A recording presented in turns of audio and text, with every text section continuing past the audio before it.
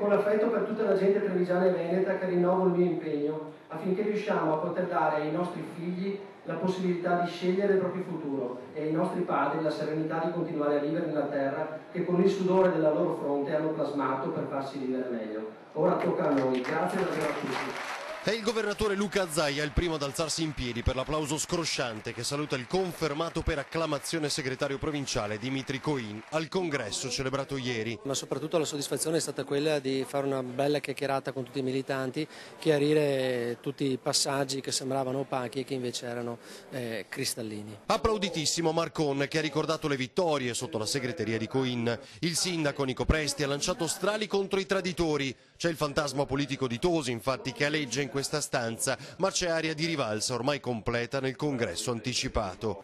Lo abbiamo anticipato per questo, per dare mandato al nostro segretario di poter andare avanti con quelle trattative che sono importanti per poter riconquistare la città di Treviso. E tra i nomi che circolano per la guida di Treviso ancora c'è quello del manager della sanità Francesco Benazzi e da re è certo che sarebbe un buon candidato. Se ci dessero tutte le 22 competenze, noi di fatto diventiamo come Trento Bolzano.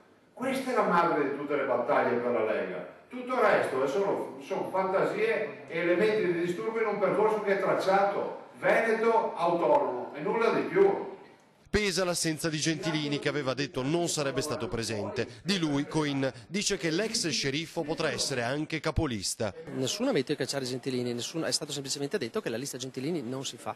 Quindi quello che ribadisco con forza è che, come ho detto anche prima, Gentilini dice che lui è la Lega e la Lega è Gentilini. Benissimo, le porte sono aperte per lui, ce lo dimostri per l'ennesima volta e venga a fare il capolista con noi.